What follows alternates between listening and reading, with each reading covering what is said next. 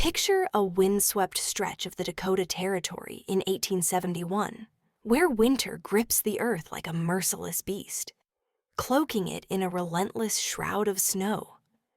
The horizon stretches vast and unyielding, broken only by the gnarled silhouettes of cottonwoods lining a frozen creek, their branches clawing at the sky like desperate hands.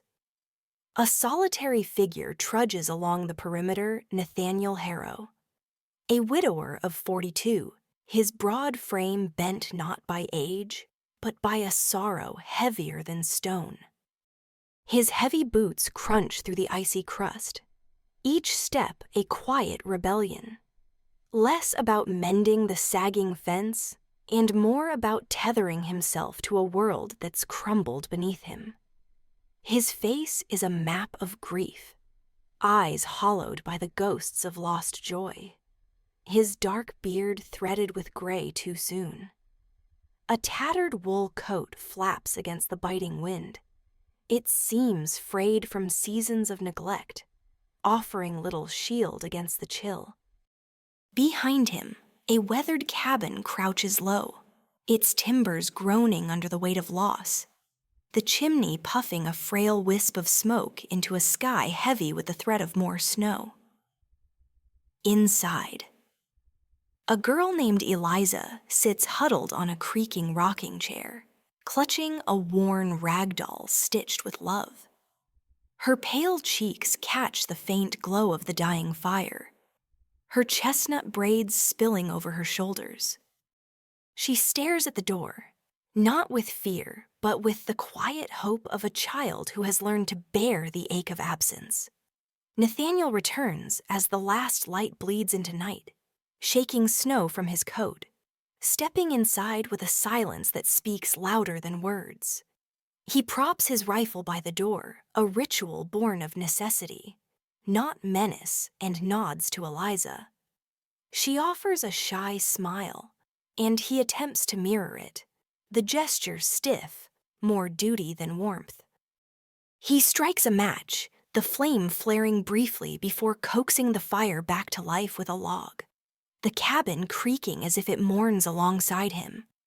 Her absence seeps into every corner.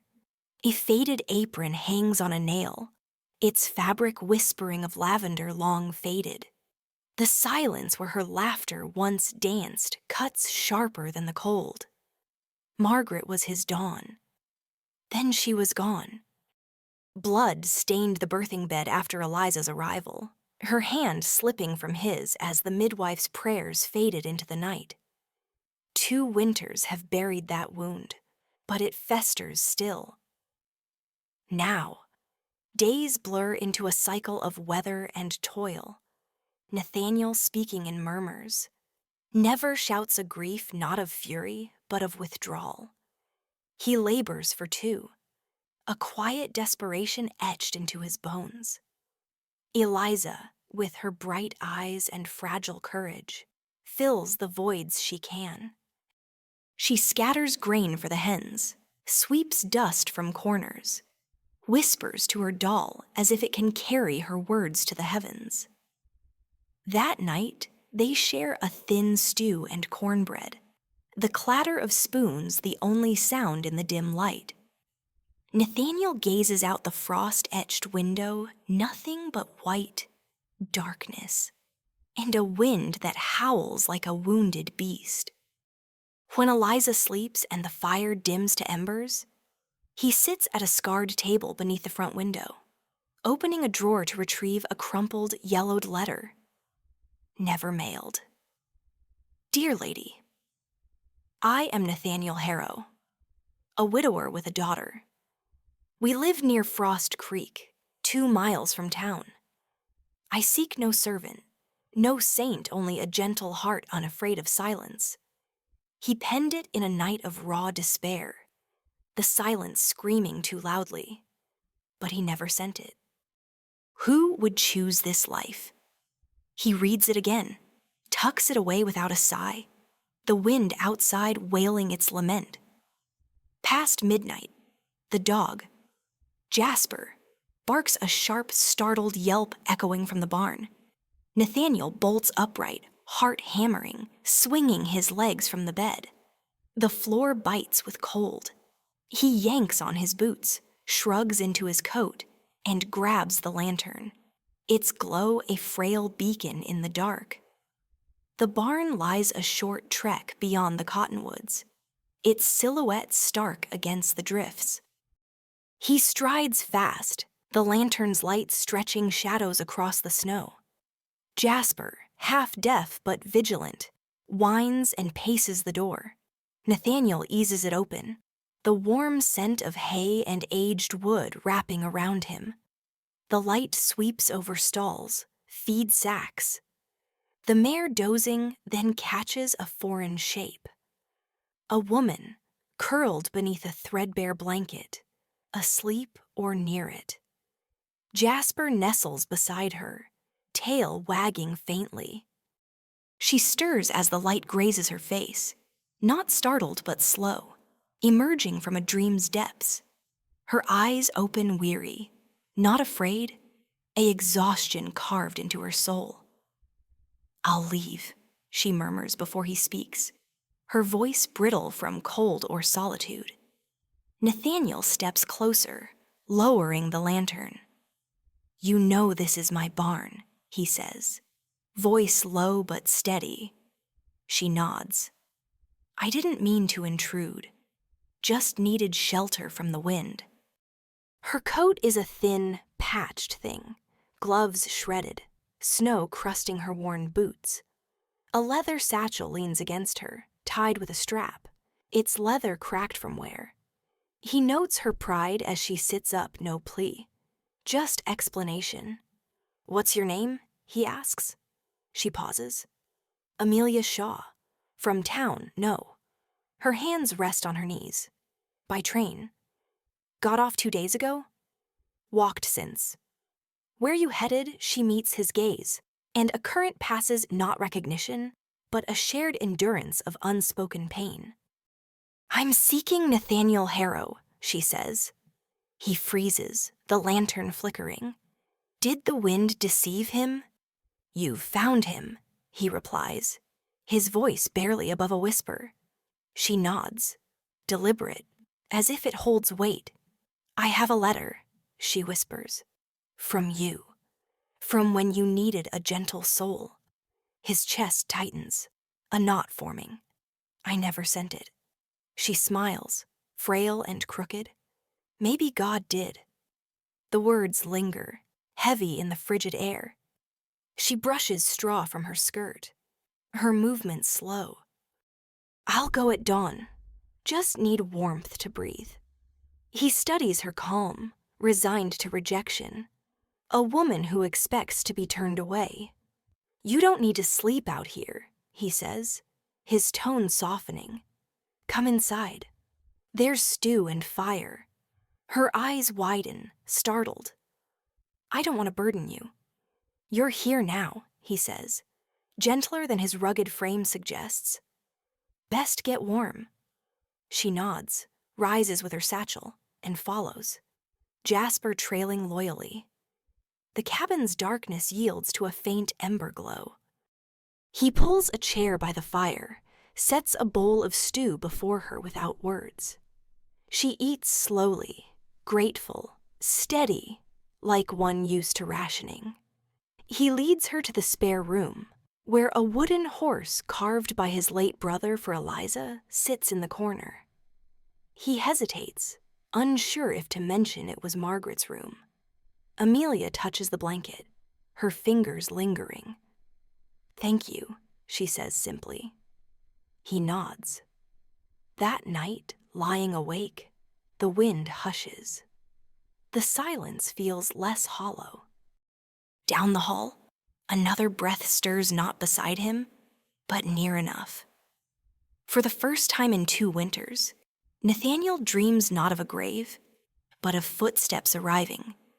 Morning dawns gray, snow falling in weary spirals, the land holding its breath. Nathaniel rises before light, tending chores, driven by an unnamed urgency. He finds Amelia awake, lacing her boots in the parlor. satchel neat. "I'll go now," she says, eyes down. Didn't mean to linger. He leans against the frame, arms crossed. "Where to?" She shrugs, barely noticeable. "Somewhere. Done it before." He looks deeper, the travel-worn but clean clothes, her hair pinned with dignity. "Coffee's here," he offers, "if you want." She stays another morning. Eliza emerges, blinking at Amelia in the kitchen, tension fleeting. Amelia's gentle smile draws a shy grin from the girl. When Nathaniel sets 3 plates, no one remarks. Snow falls. Hours stretch like a held breath. By noon, he fixes the gate, Amelia handing nails in silence, moving with quiet purpose. Eliza wanders with her doll, and Amelia kneels, stitching its tier with thread from her satchel. Nathaniel watches nimble fingers, soft eyes. She helps without asking. Later, Amelia stands on the porch, gazing at wind-tossed trees, her face a mask like snow hiding wild tracks. Nathaniel joins her. "How'd you get that letter?" She traces the railing, from a stack in St. Louis.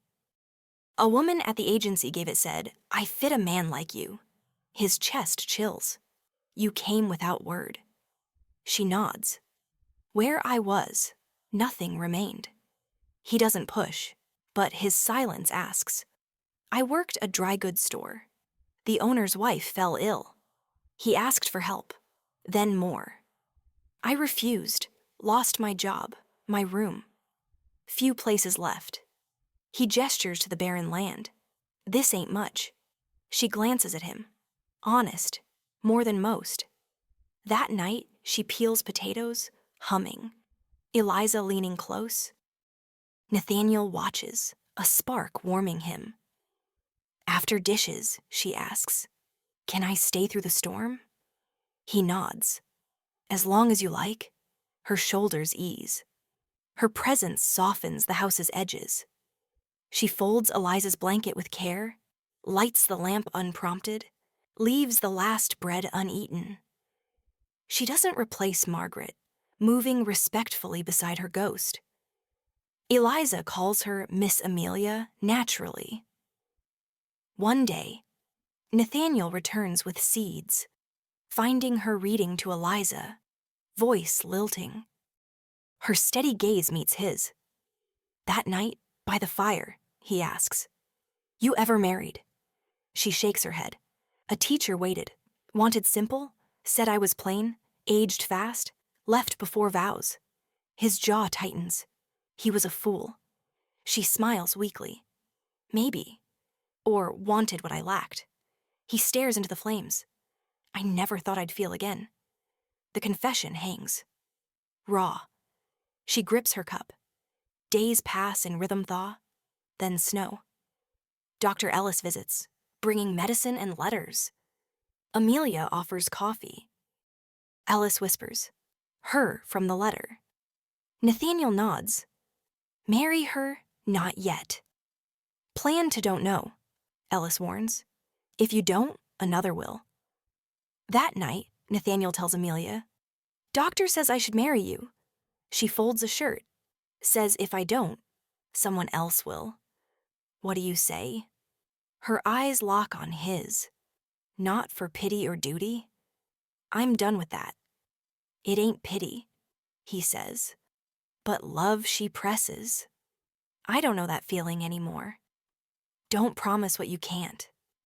He steps outside, chopping wood until the ache cleanses him. Days later, Amelia grows quiet, her satchel near the door. She shows him a letter. "My cousin in Missouri offered a place. You're leaving soon." Eliza runs out, sobbing. Why Amelia kneels. Sometimes we stay to help, then go. That night, she sits, resigned. Nathaniel lingers outside her door, knowing her departure might break him again. He doesn't knock. Morning, he drives to town mercantile, blacksmith, chapel. Returning red-eyed, he finds her ready to leave. "I went to town," he says, offering a box.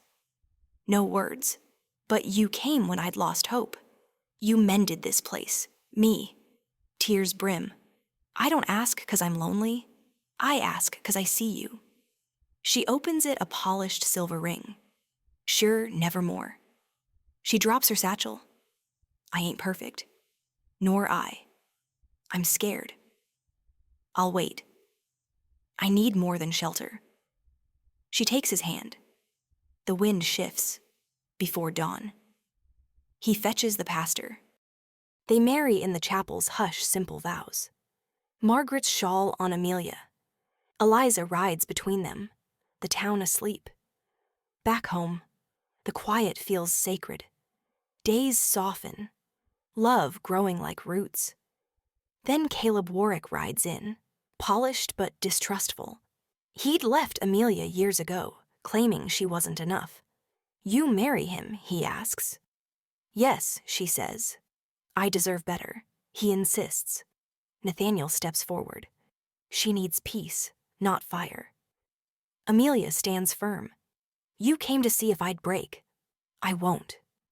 Caleb leaves, but as they turn, a figure steps from the shadows.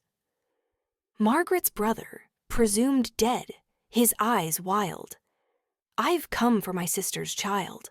He snarls, a pistol gleaming.